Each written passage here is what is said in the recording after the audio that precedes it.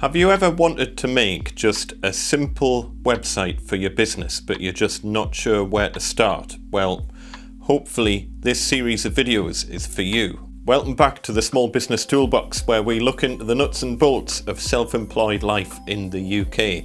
I'm Andy Mack and I've been self-employed for nearly 25 years, which makes me feel very old. In part one of this series, I explained some of the fundamental concepts of setting up a website for your business. If you haven't already watched that, please watch that first. Also, if this is a brand new business you're setting up, you might also want to watch my video all about picking a name for your business, and there's links to both of those videos in the description below. Today, we're on the first step of our journey to get the actual website for this YouTube channel up and running. Buying a domain name for your business is going to be one of the biggest decisions that you're going to make, since that name will probably stick with you for the rest of time. I'm going to take you through some of the things that went through my head when I bought the domain name smallbusinesstoolbox.uk for this site. I'm also going to give you some tips for things like the physical address that you register against your domain name when you purchase one.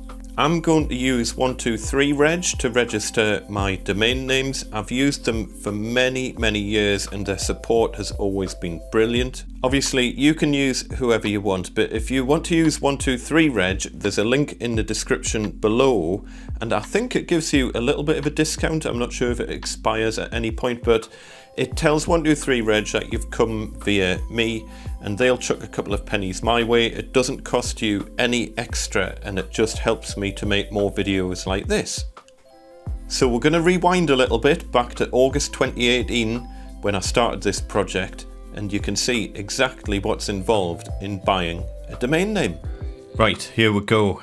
Totally hyped. I've thought of the name of this project. We're going for Small Business Toolbox or Business Toolbox or something around that kind of gist. I would suggest, I've been thinking about this for quite a while and I've had it narrowed down to probably about 20 different names or something, but this is kind of the one that I'm settling on. So first thing to do is check the domain name is available, and you want to do that as part of your narrowing down process. There's no point in getting really stoked up about a particular name for your business and then find out that the domain name's already gone. It's pretty key that you want to, apart from anything else, you don't want to run into any like trademark problems, especially if someone's already running a business very similar to yours and they've got an existing domain name and then you go for a very similar domain name. You could run into problems. So I'm going to go to 123reg to check the status of this domain that I want. So I wanted like Business Toolbox or something like that. I think Business Toolbox will be gone because it's your two-word domain. Forget about a one-word domain name unless you're really lucky. But even most of your two-word variants are gone. Let's have a look.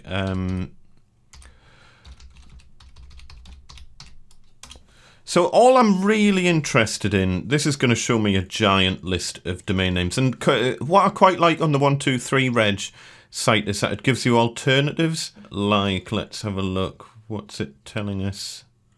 Well, normally it does. They're all Business Toolbox. For some reason, it hasn't shown any. Let's try Small Business. Small Business Toolbox. So yeah, so it's given things like Little Business Toolbox as an alternative there. So it does sometimes come up with like variation Small Company Toolbox, but we don't really want that. The other thing as well, you can filter it. I'm not particularly interested in, well, really I just want .uk and potentially a .com as well. We'll see what's there. So we can get we don't want Small Business Tool, and that's another thing to bear in mind. Make sure you're not getting a domain name that has some sort of combination of letters that can end up spelling out something else in the middle of the name, especially if you're from Scunthorpe. I'm just going to stick for now at Small Business Toolbox. So we've got smallbusinesstoolbox.uk is available and smallbusinesstoolbox.co.uk is available. .com doesn't seem to be available, but I'm not that bothered about the .com for this one, to be honest. This is going to be largely UK orientated anyway, so if you can get the .com, it's always an added bonus. Another thing I could do is the Business Toolbox. But the Business Toolbox is already gone. Now that's interesting. Let's have a look. I'm just going to copy and paste that and go into a new tab and have a look. Who's there? Nobody's there. It's a domain squatter. The businesstoolbox.co.uk. Yep, domain squatter's got that. You'll find loads of domain names gone and have been registered by domain squatters. It's very frustrating. Don't pay the prices that they're asking for. Just pick a different name. The businesstoolbox.com, what's this? Don't know, it's in a different language, but not too bothered. So I can't go for the Business Toolbox, but I can go for Small Business Toolbox. That isn't registered. And if I go back to here, Small Business Toolbox is definitely available, and for some reason it's free. We'll come back to that.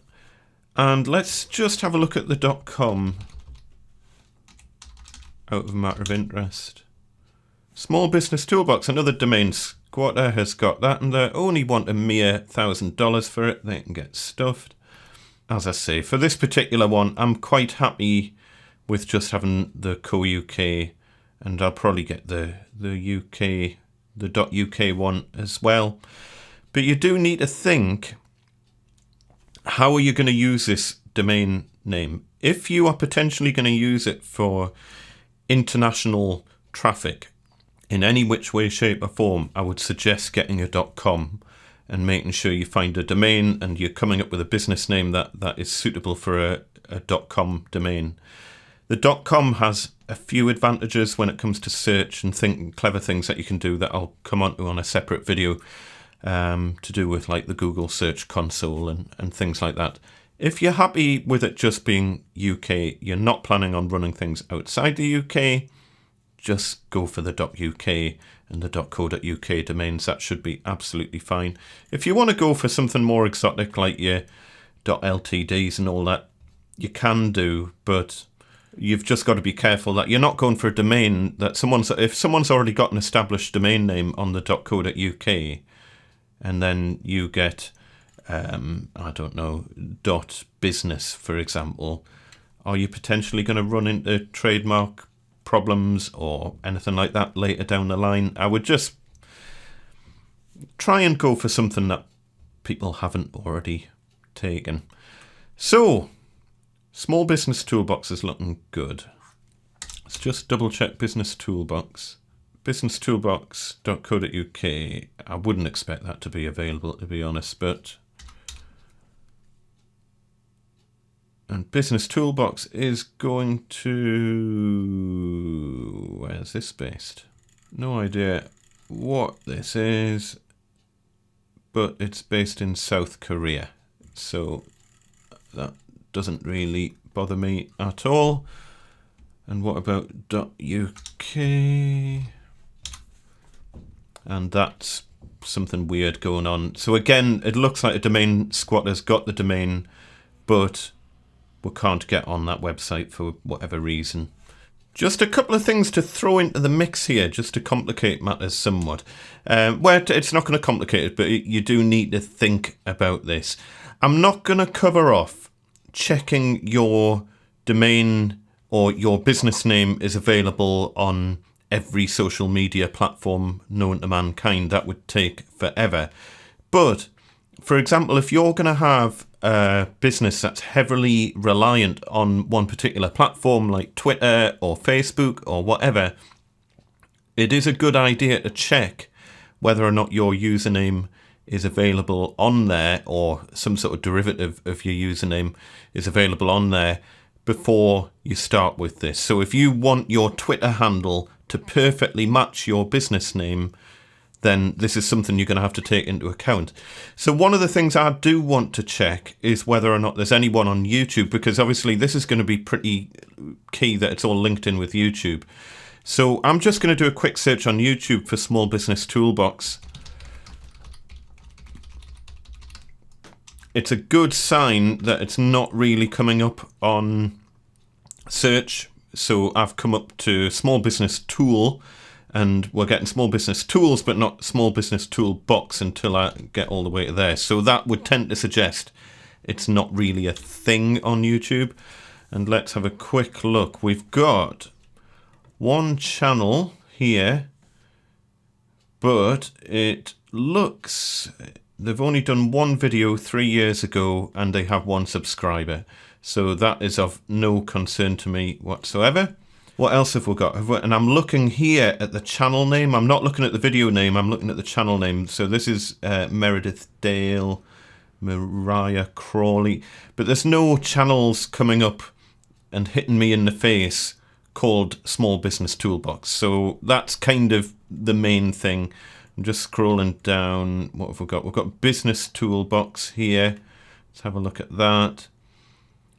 Again, it's not done anything for 4 years and doesn't look in any way related to what I'm doing. Yeah, we're fine on YouTube. So I'm quite confident to go with that as a name, and I think it'll work pretty well.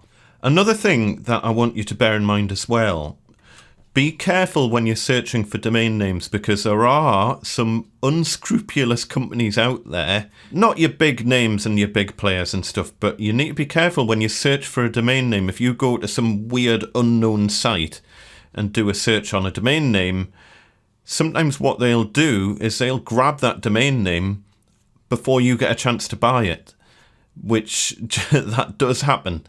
So if you're in the UK, probably your safest place in the world to search for a domain name is Nominet. Nominet is the registrar in the UK for .uk domains or anything that ends in .uk. So the easier thing to do, just go to the Whois on Nominet, and the Whois, by the way, is just an easy way of searching for a domain name to see if it's available. I'm going to go on to nominet.uk/Whois and search for the domain through that. And that's a relatively safe place to search for a domain where you know no one else is going to grab it on the back of the search results that you've just done. Another thing I wanted to show you here as well, just talking about the address that you're going to use for the domain name, and I'll show you on one of my other domain names. .co.uk, is that as of, I think, the 22nd of May 2018, I can't remember, but as of the GDPR stuff, one really positive benefit of GDPR is that Nominet are no longer publishing your full address for everyone to see on the internet, which is a brilliant step forward, because I always thought that that was a really bad thing to do. But you'll see that we've got this Nominet was unable to match the registrant's name and address against a third-party data source. All that is because I use an alternate address for all of my domains. You might want to use like a solicitor or an accountant and stuff like that. That's absolutely fine. And if you check on the Nominet website, it does say, how does Nominet validate data?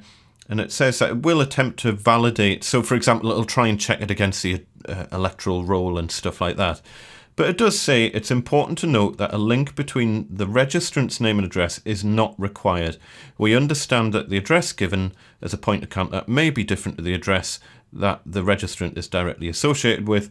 For example, they may wish to give a solicitor or accountant's address rather than the address of their home, which is absolutely fine. And I still think that is a better route to go down. I do get a little bit nervous in case they decide to change their policies on whether or not they're going to show personal information such as that on the Whois results. Hopefully they'll just leave it the way it is now and that's it all done and dusted, but you never know. I'd rather be on the safe side. But it does say it's important. Where does it say?